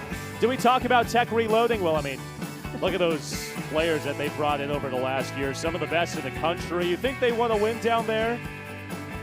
I'm pretty sure they do. Speaking of winning, there's been no team in the last half decade who has won more than Oklahoma. Can Patty Gasso do it again in 2026? They had a tough injury to Nellie McEnroe-Marinas earlier this month. May all come down to pitching at the tail end of the year. Speaking of pitching, here's McKenna Reed in the circle come to sixth. Wave and a miss for Edie Gavin. You mentioned Oklahoma, and they're trying to get back to that run, but they've got depth too. They have a freshman, Kendall Wells, who's hit 19 home runs in just 25 games already this season. The team has already hit 100 home runs. Gavin lays it down first base side. Bueno has made a couple excellent plays in the field at first, fielding her position. Heller covering the bag. Leadoff batter sat down.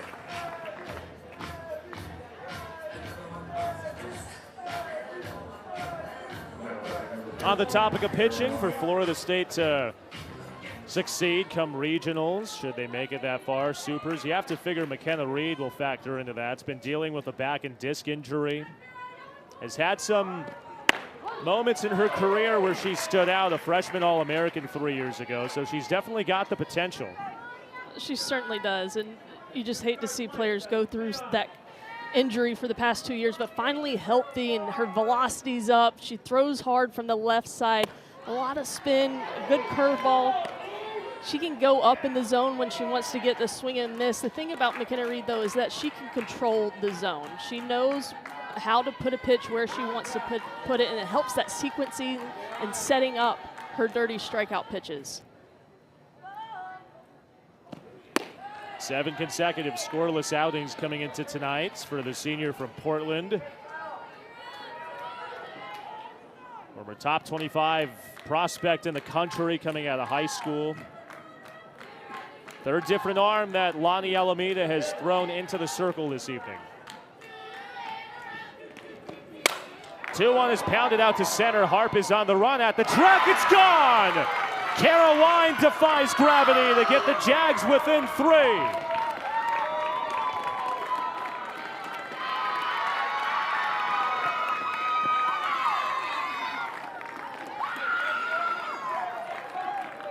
And great hitters take advantage of mistakes, and Kara Wine takes advantage of this mistake by McKenna Reed.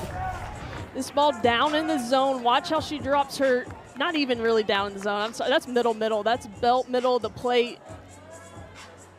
And Kara Wine just puts it right back where it came from, back up the middle, dead center field, the biggest part of this ballpark.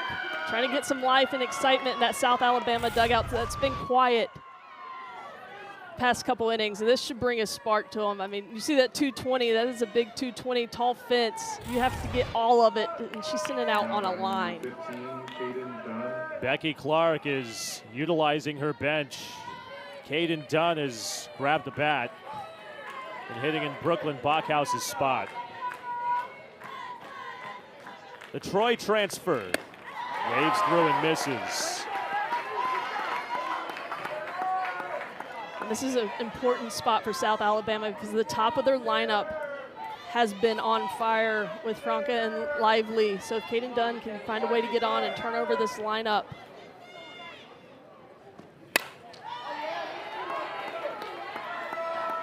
Well, he talked about power numbers fitting into that narrative of home runs being up in college softball. Dunn's got a couple of those home runs, 3 of them in her senior year. Currently mired in an 0-for-12 slump at the plate over her last 7 games, being called on by Becky Clark to pinch hit late.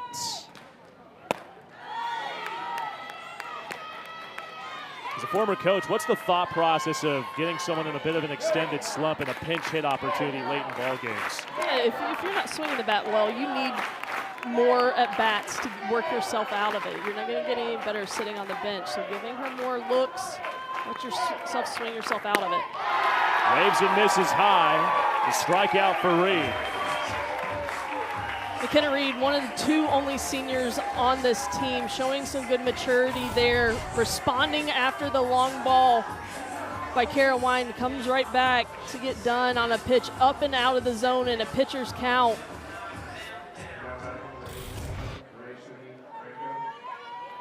Rashonit Franca has yet to be retired today. 3 ABs, 3 hits. There's a strike.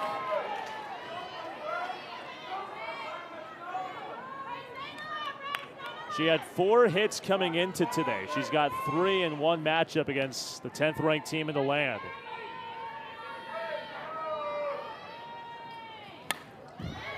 This is just her 5th game she started this season. Talk about taking advantage of opportunities given. Coach gives you that opportunity. Do exactly what Franca's done and just make it impossible for anybody to pull you out of the lineup. That's what happens when you stay ready. You don't have to get ready. A ball and 2 strikes.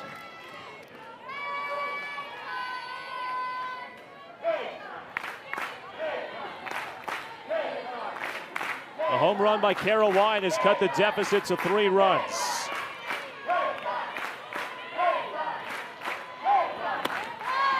Two and 2. That's great discipline by Franca. 1-2 count. McKenna Reed, that's one of her best swing and miss pitches, that high up pitch. Not fooled. The top third of this Jaguars lineup is 6 for 9 this evening. Make it 6 for 10. Franca sat down for the first time. South Alabama does get a run back as we play to the bottom of the 6th at the Graph.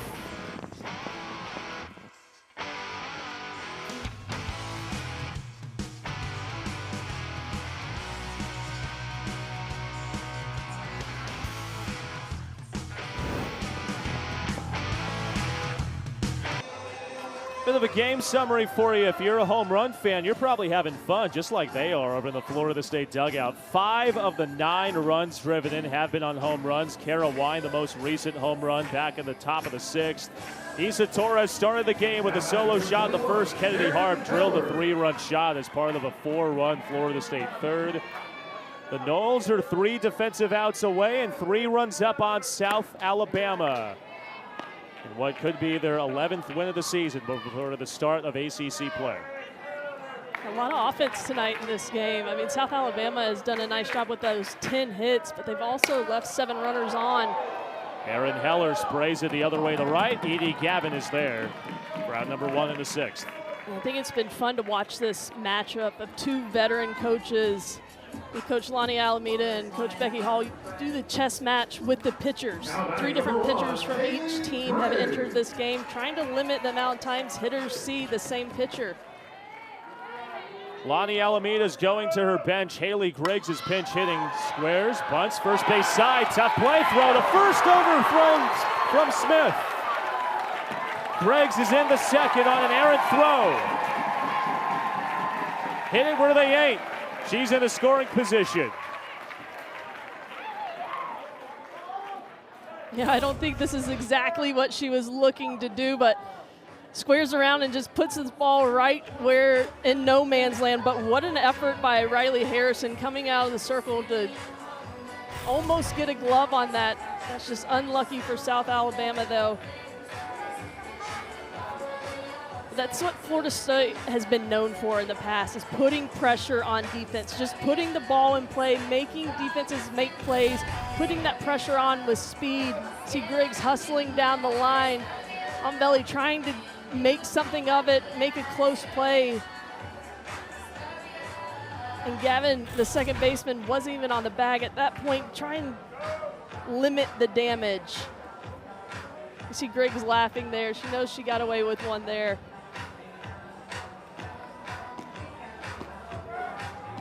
They call that a bunt single and then a error by Montbelly, the first baseman. Back-to-back pinch hitters. Shelby McKenzie grabs a bat. Wild pitch in the dirt, skips away from Wine. Griggs scampers into third.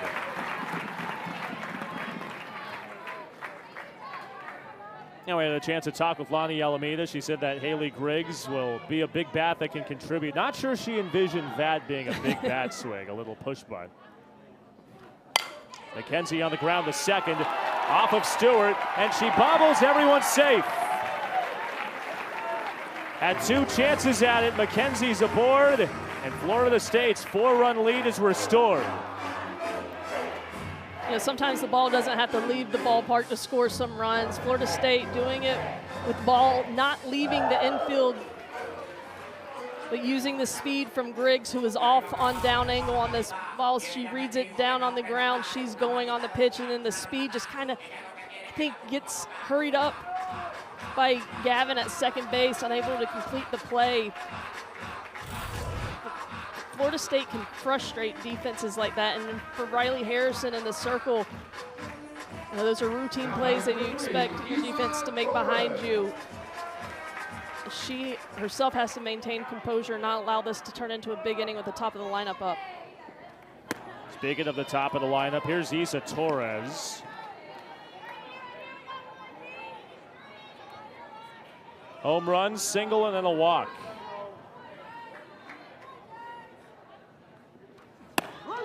And depending on who you ask across the country, if there are Big 12 softball pundits out there, they may be very quick to say Nigeri Kennedy is the cut and clear best player in the country. If you're in the Big 10, maybe Jordy Fromm. But I mean, you can make a solid case and say Isa Torres, with what she's done this last week, is firmly in that conversation the rest of the year.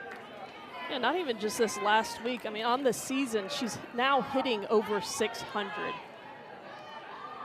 And that's a good body of work. It's just not a couple at bats. I mean, this is an everyday starter who missed a couple games, but consistency. On the ground, the short throw to first. There's the speed from Torres, beating out the throw from Franca.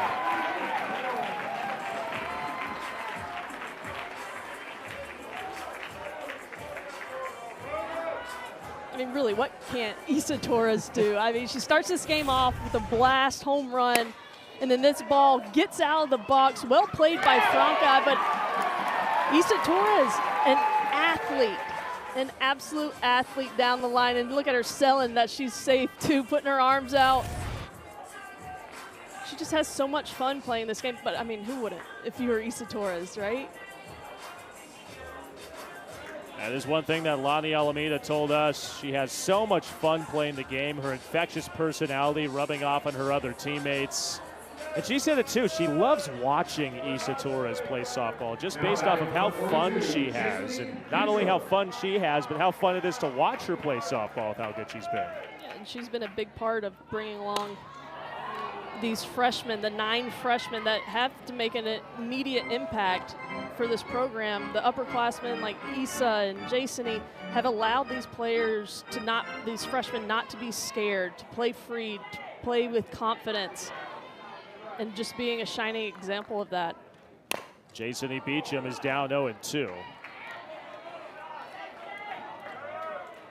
And I think the most important thing as a freshman coming in and asked to be a starter and impactful players, you know, it's okay to fail. And I think these freshmen get that reassurance from people like Isa and Jasony. Ball 2 strikes.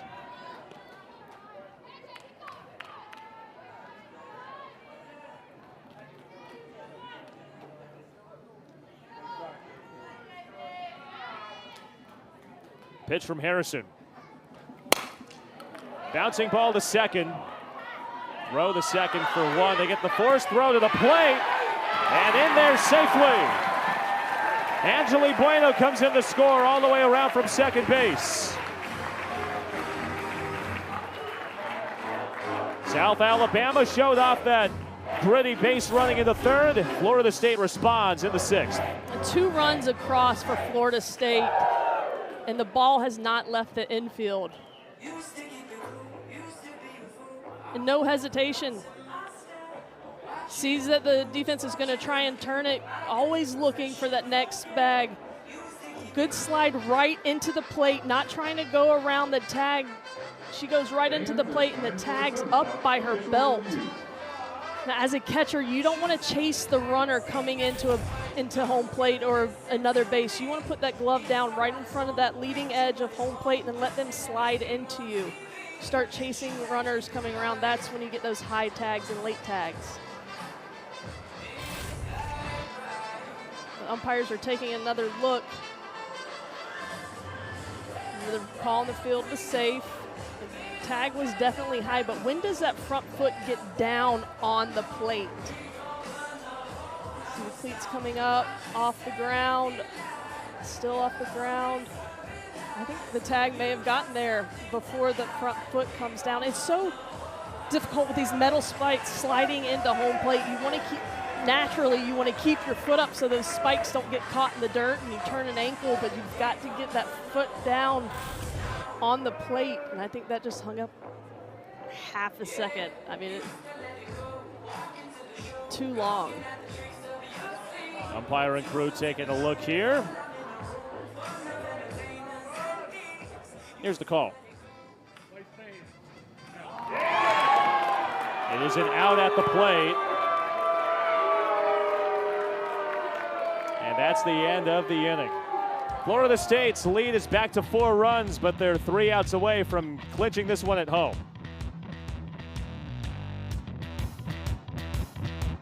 A bit of confusion a moment ago. The official review had said that the play at the plate stood, which was safe. There was some confusion because the call was out. Play continues, and first pitch popped up foul and into the mitt of Carol Wine. Well, I mean, it doesn't work for you the first time. Well, ball doesn't lie, I guess. We're on to the top of the 7th here at Joanne Graff Field.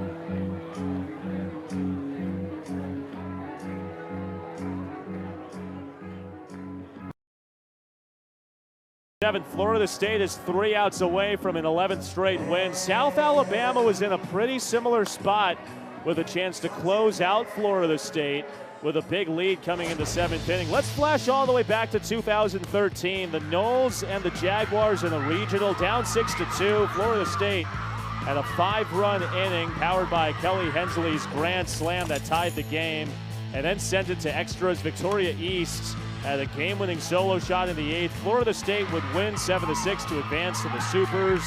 They played Texas that year and ultimately get the best of the Jags. Look at that camera quality right there. What an incredible game. Just the history between these two teams. You go back to 2013, and some would say that was a turning point for Florida State in the softball program under Lonnie Alameda. That was the first time they made it to a super regional with her as the head coach, and they have only missed 1 super regional since then. Every year after making it, breaking that ceiling, Lonnie always talks about you have to learn how to get there first, then you can learn how to win there. And when they got to that super regional, they have never looked back because her teams knew what it takes to be there. Lonnie Alameda getting a look at the Jumbotron here at Joanne Graff Field, or at least a video board. Top of the order for South Alabama, starting with Presley Lively against McKenna Reed, waving a miss. Oh, Brittany, just talking about that one game, that matchup back in May of 2013. Lacey Waldrop started that game, and she's been a big part of the history of Florida State, the pitching staff. Her number is getting retired here Friday when FSU opens up conference play against Syracuse. Lively drills it out to right, back toward the wall. It's off the base of the fence. Lively around second, into third. She's got a triple to lead off the 7th.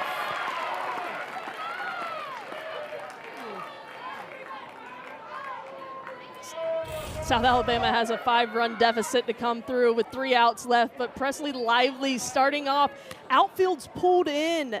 Ruggiero now in right field, pulled in because there's not a lot of power on the scouting report from Lively. She makes them pay with the ball deep into right field, then her speed, a stand-up triple to try and get this rally started for South Alabama.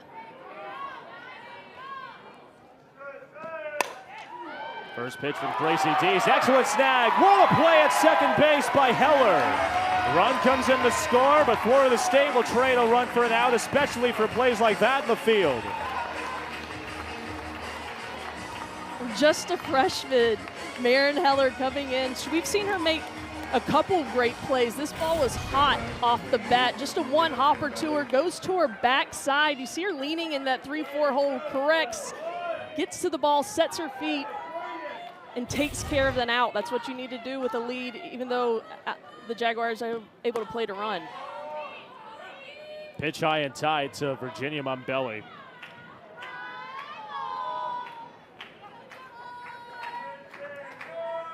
The converted shortstop playing second base, Marin Heller, making that play look easy, as if she played that position her entire life at second.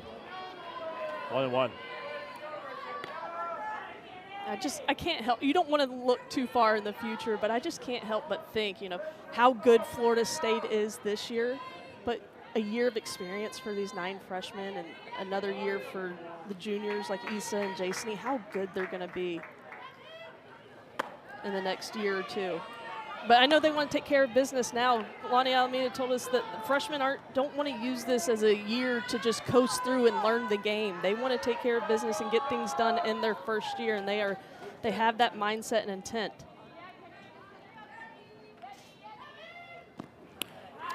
Belly hit by a pitch. That'll sting you late at night. You could hear that from up here. That was square.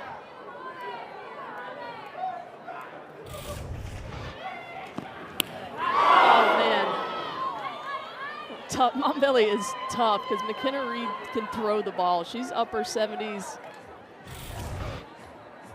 Yeah, I think she deserves a pinch runner. Absolutely.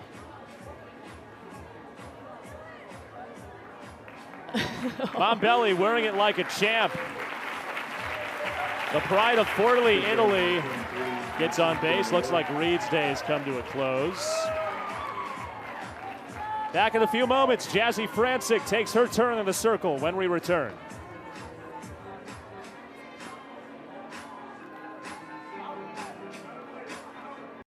Jazzy Francic an opportunity to show her stuff in the circle before ACC play starts this weekend. Yeah, Francic, a sophomore, a lot of innings as the ace last year on the staff, taking over that #1 role again this year. She's been really dominant in the circle. She really focuses on that spin, speed, and changing velocities. Believe it or not, she has 5 different speeds. She can throw just about every one of her pitches with about a 5-6 mile per hour variance in between, and it is so hard for hitters to pick that up. Caitlin Gavin is the first batter she's set to face. The ball's down. Caitlin Gavin.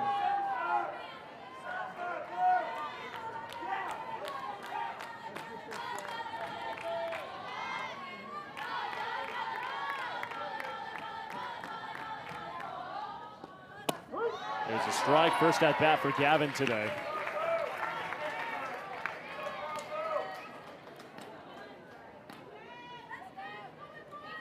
A little bit earlier in the broadcast, the trip to Europe for Florida State. Bit of a special trip for Jazzy Francic, a member of the Great Britain national team. It's fouled back to the screen.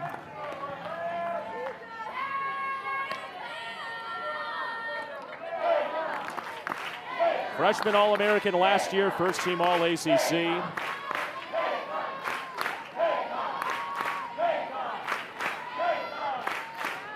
Only a handful of pitchers that may be in the same conversation of dominant nature that Francic has had in her career.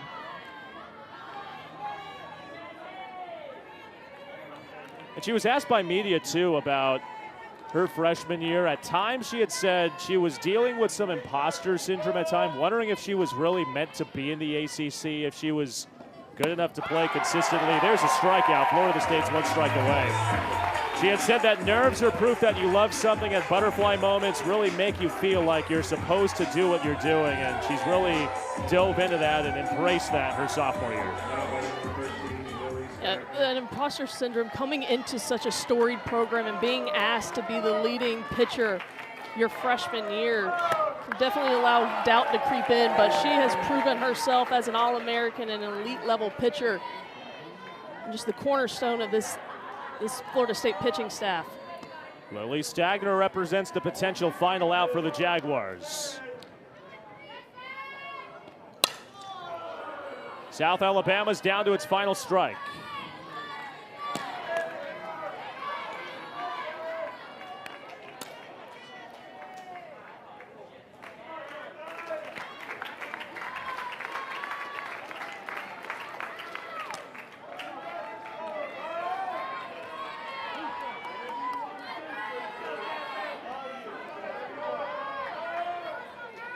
0-2.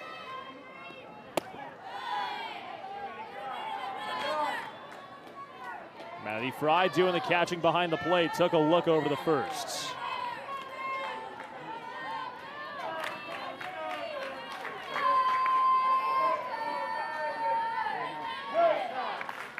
One-two again. Got her swinging. Florida State's got 11 straight heading into ACC play.